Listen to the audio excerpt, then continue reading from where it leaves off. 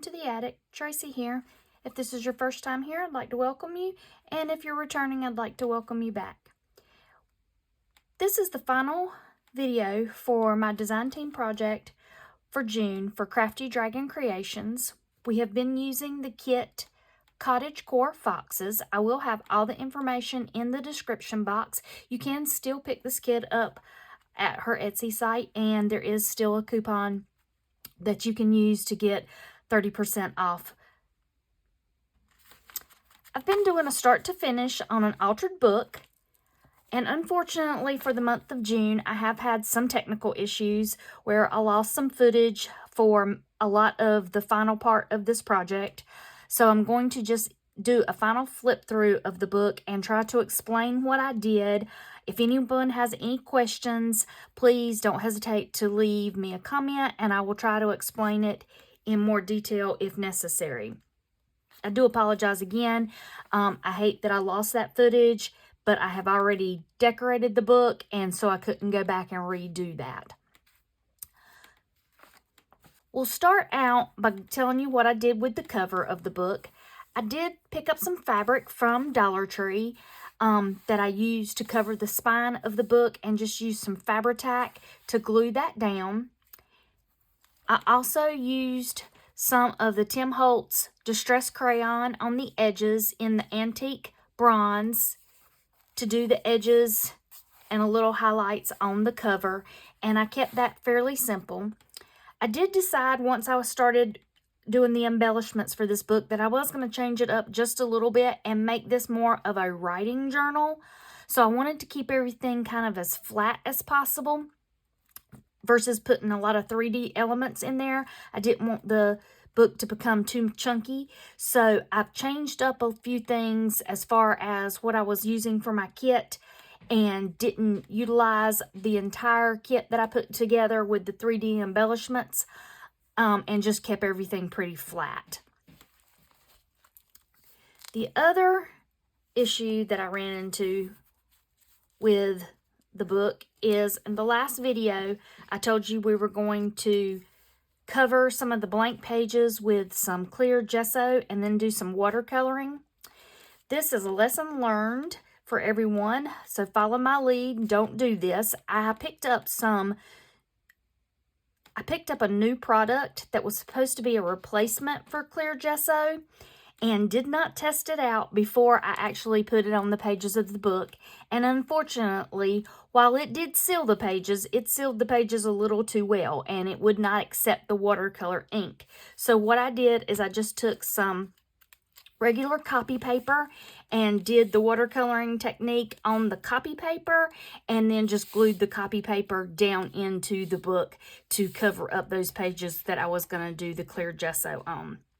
I also picked up something that I didn't have in my kit because this came out after I put my kit together. I picked up some distress spray that gives a little bit of a shimmer to some of the watercolor pages. You can see that a little bit. That's the pink that I used there. And so those are the things that I did a little differently from the way I had originally thought I was going to do this book when I first started the project. So we're going to just do a quick flip through and just kind of tell you about everything I did. Again, if you have any questions, since this was a start to finish, and I do apologize again for the final video not being the last of the making of the ephemera. So if you have any questions, please leave me a comment and I'll try to answer those for you. In the previous videos, we covered all the pages, and I've left a lot of blank writing space on here. Just added a few sentiments. Again, journal page. The watercolor page, you can write directly on that. More sentiments.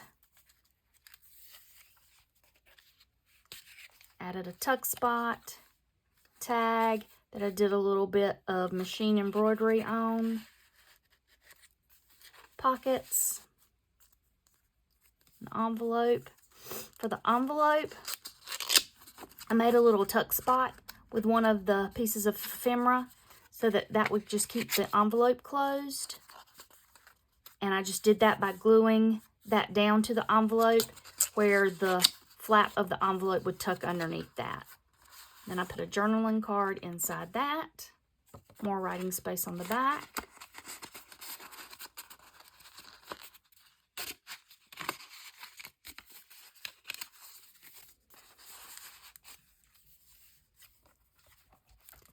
I decorated some of the plainer pages with a little bit of the die cuts that I had told you I would probably use. Did a belly band here with a journaling card. Again, did some machine embroidery. Left writing space on the back.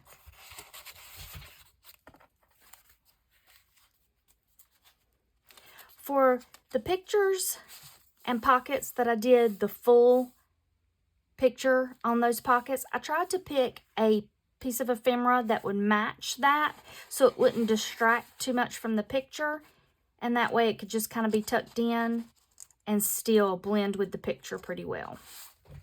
Journaling card, did a little bit of stamping, used the stitch stamps to give the little faux look of stitching on some of the cards. More die cuts, tag with some stitching, little ephemera ticket there. More die cuts. Did just some small journaling cards with a little bit of stamping on these.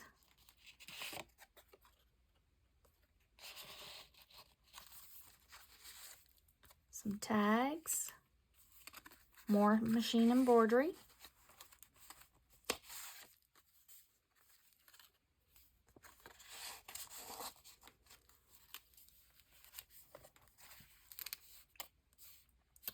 More sentiments, die cuts, cut out a little of the ephemera to do some little pictures there.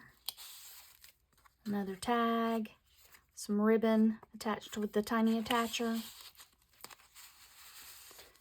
This was the trifold piece of ephemera that's in the kit. Did some machine embroidering there. The skeleton leaf, more of the ephemera, some stamping.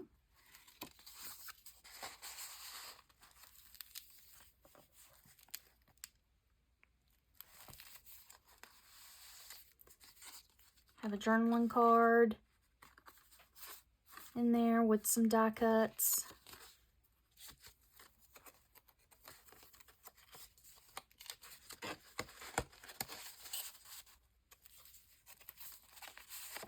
Another journaling card, machine embroidery.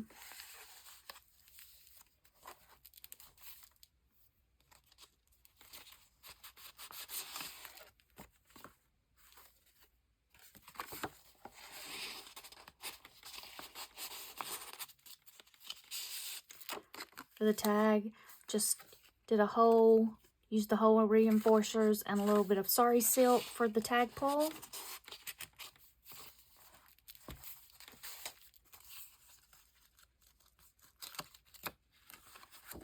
For this journaling card, I used that mulberry paper and I just wet the mulberry paper and then just tore that, and that gives the feathery edge, and then just glued that down for each edge there.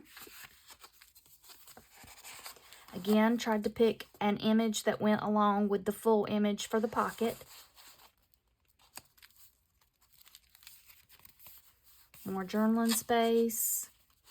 Another piece of ephemera glued down for a picture. Journaling card. Machine embroidery.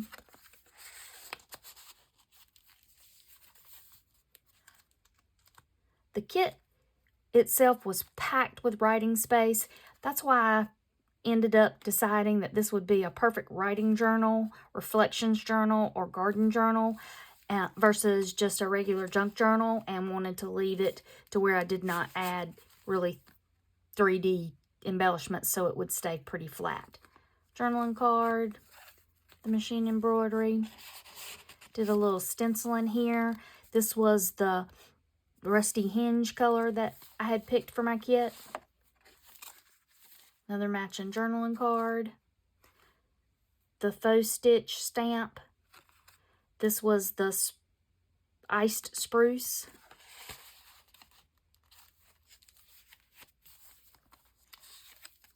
Some tags for some journaling spots. Little machine embroidery I did on this pocket before I actually glued the pocket down.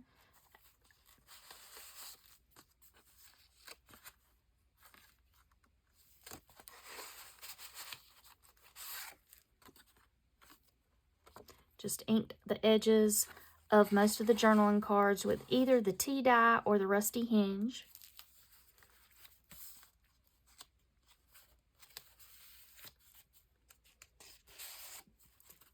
For this tag, I used the slotted hole punch and then took some little ribbon that was some twine and leaf to make the ribbon, to make the tag pull. This is just more twine that I attached with the tiny attacher.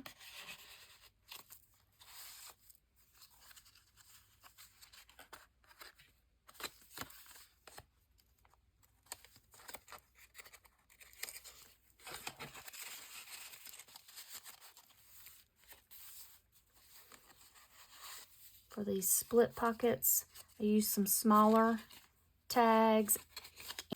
This is the trifold tag that was in the kit. I did it at a reduced size. I think I did it at 50%. And I also used some of the distress spritz there.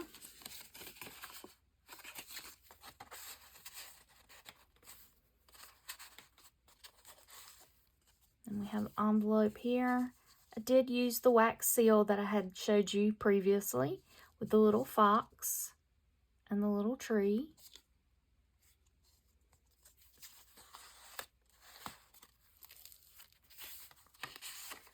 Another journaling tag. Did a little stamping.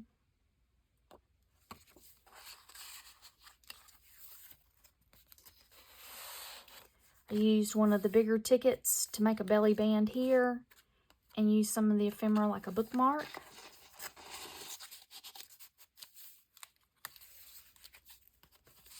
Some more small tags with some journaling stamping.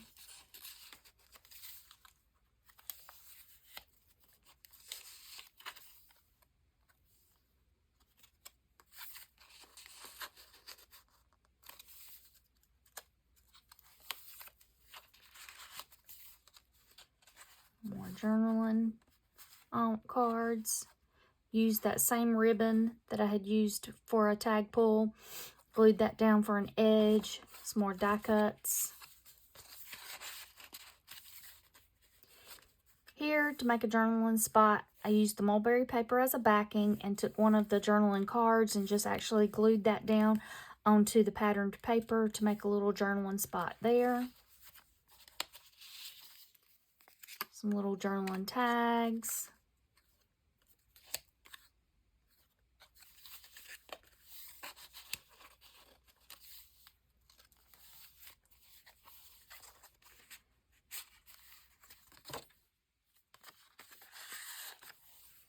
And that completes the book.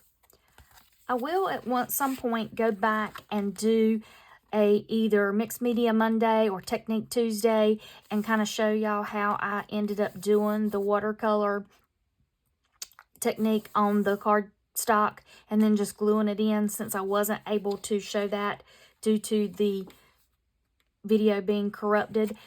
So I will do that at some point, and just to give y'all a little idea of how I did that.